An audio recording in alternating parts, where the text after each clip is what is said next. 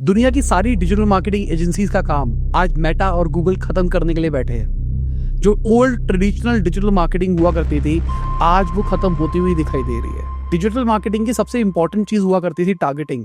आज टारगेटिंग खत्म हो गई है। अगर आज मैं फेसबुक एड के अंदर खुद से टारगेट ऑडियंस सिलेक्ट करके ऐड चलाता हूं वर्सेस अगर ब्रॉड पे चलाता हूं, तो बहुत हाई चांसेस है मुझे ब्रॉड पे इनिशियल टाइम पे ज्यादा अच्छे रिजल्ट्स देखने को मिलेंगे। मैंने ना एमबीए मार्केटिंग करी है, तो उसके अंदर ना एक बेसिक सा कंसेप्ट था सेगमेंटेशन, टारगेटिंग, पोजीशनिंग। तो कभी भी हमको किसी को प्रोडक्ट बेचना है तो हमको समझना पड़ेगा वो है कौन, रहता कहां पर है, और बेस्ड ऑन दैट हमको प्रोडक्ट बेचना होगा। फॉर एग्जाम्पल, मैं एक एक्सपेंसिव रेड कलर की लिपस्टिक बेच रहा हूं, तो उसको कौन लेगा? तो हम सोचते हैं कि भाई जो टीयर 1 की ऑडियंस होगी, वहां पर भी जो टीयर 1 क्लोनीज होगी वहां पर लोग लेंगे, फीमेल्स लेगी इसको, है ना? तो हम उन लोगों को टारगेट करते हैं। बट क्या टीयर 3 के अंदर कोई अमीर लड़की नहीं हो सकती? और क्या जरूरी है लड़की को ही लेना है? बाप अपनी बेटी को गिफ्ट नहीं दे सकता? बेटी अपनी माँ को गिफ्ट नहीं दे सकती? बॉयफ्रेंड गर्लफ्रेंड को गिफ्ट नहीं दे सकता? तो ऐसे तो बहुत सारी टारगेट ऑडियंस हो सकती है उस प्रोडक्ट की। तो हमारे लिए उन लोगों को ढूंढना बहुत ही मुश्किल है, मैं कहूंगा नामुमकिन है। बट प्लेटफॉर्म्स के लिए ये चीज बहुत आसान है। आज मेटा को आपके बारे में सब कुछ पता है।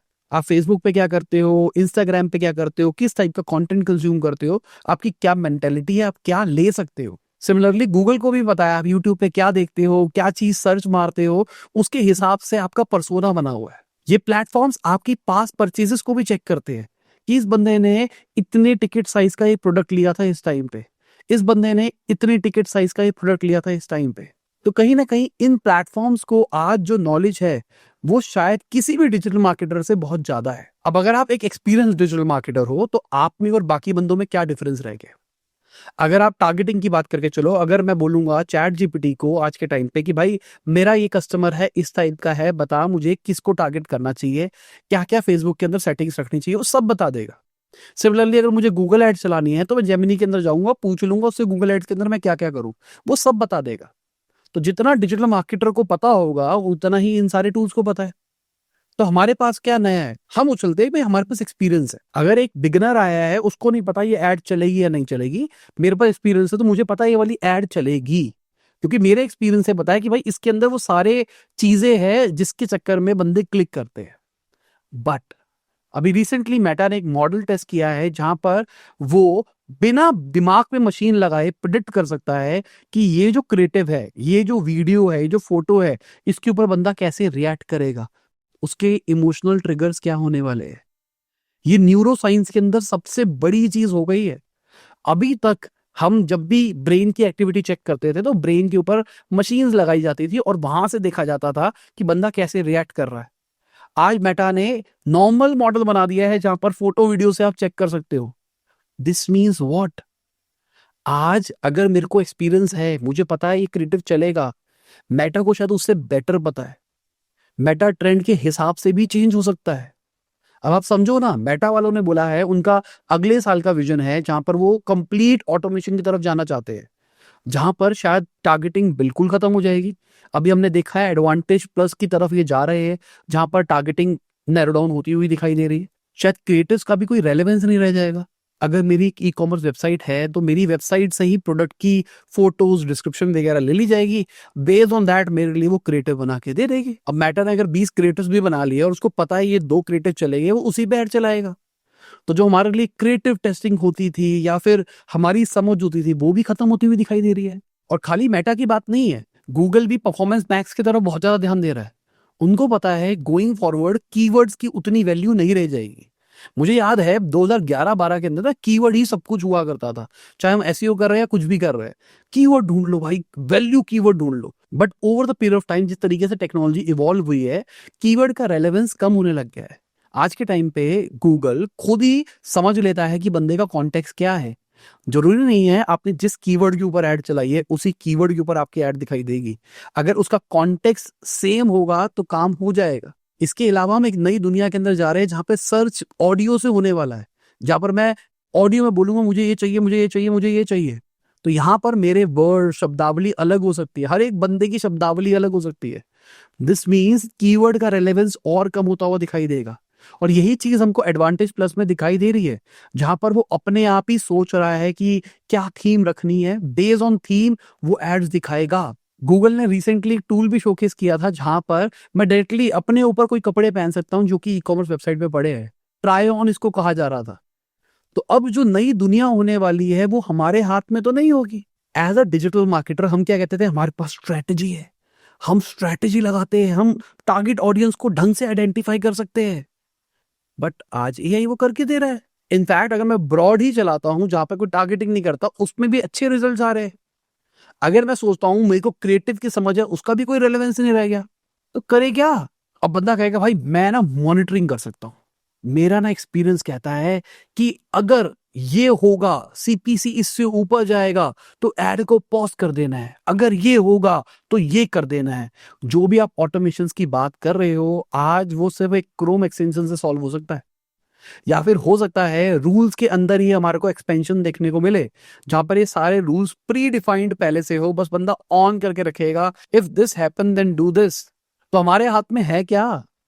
ईमेल मार्केटिंग जो ऑलरेडी डेड हो चुका है, व्हाट्सएप मार्केटिंग जिसके कॉन्स्टेंटली रेट बढ़ते हुए दिखाई दे रहे हैं, एसईओ जो कि ऑलरेडी डेड की कगार पे जा रहा है, या फिर सोशल मीडिया जिसका एक्चुअली डिजिटल मार्केटर के हाथ में उतना कंट्रोल ही नहीं है, जो कि पूरी कंटेंट गेम के अराउंड चलता है। आज के टाइम पे आपकी डिजिटल मार्केटिंग एजेंसी का या फिर आप फ्रीलांसर हो ना, तो आपका सबसे बड़ा कॉम्पिटिटर ये प्लेटफॉर्म से होने वाले हैं।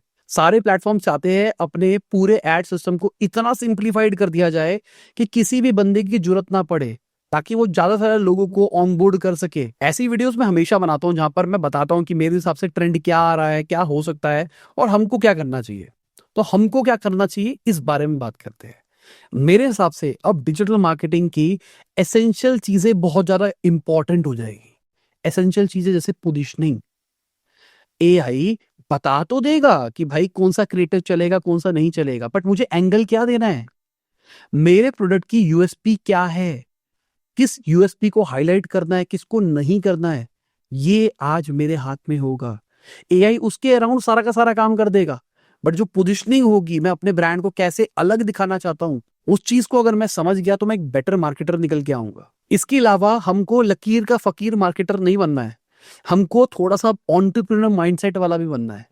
आपको समझना है कि जो आप प्रोडक्ट बेचने के लिए जा रहे हो उसका प्रोडक्ट मार्केट फिट अचीव्ड है या नहीं है, उसके हिसाब से आपको आगे काम करना है। जब मैं एजेंसी चलाया करता था तो मैं क्लाइंट्स को जब ऑनबोर्ड करता था, मेरे लिए बहुत इंपॉर्टेंट चीज होती थी क्या इनका बिजनेस चलेगा भी या फिर नहीं चलेगा। अगर मुझे लगता था इनका बिजनेस नहीं चलेगा तो मैं उनको खुद समझा देता था कि भाई नहीं चलेगा। अगर वो समझ जाता ठीक, नहीं समझते थे तो मैं कहता था भाई मैं नहीं कर सकता ये काम।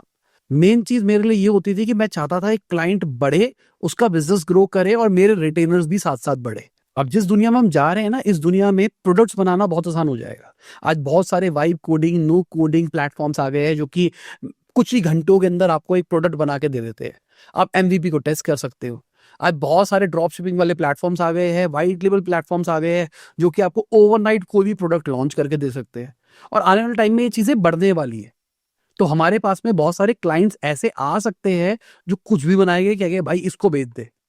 अगर हमको समझ होगी प्रोडक्ट चलेगा नहीं चलेगा, इसके अंदर क्या इम्प्रोवाइजेशन करी जा सकती है जिसकी वजह से बेटर चलेगा, तो हम एक बेटर मार्केटर बन के निकल के आएंगे। अगली एक बहुत ही मस्त चीज बताता हूं। देखो, पहली चीज बाय डिफॉल्ट मान के चल रहा हूं, आपको इस एआई की रेस में भागना पड़ेगा।